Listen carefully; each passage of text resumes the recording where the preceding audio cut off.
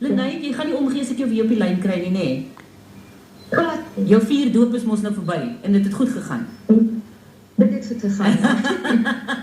Dankie Lenae en Ek sterkte. moet weer op asemhaal. Ja man, dit is nie so erg en jy praat net met my. Okay, maar baie dankie dat jy vir my die opportunity gee om met jou te kan gesels. Dis net 'n plesier en ek is bly ons kon nou mense blootstel daaraan. Lenae, sterkte met alles en ek gaan jou weer op die lyn kry, nê? Baie dankie. Geseënde dag verder. Mooi bly, totsiens. Dankie, bye. Nou dis wat jy dit doen. Jy stuur 'n e-pos info@rsg.co.za.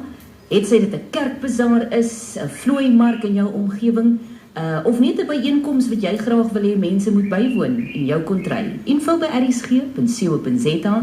Merk dit Saterdag sprankel, merk dit my naam, maak die sankie solank dit net by my uitkom en dan maak ook seker dat jy net vir my 'n kontaknommer byvoeg sodat ek jou kan skakel. Shireen Wynand, hierdie hart van my.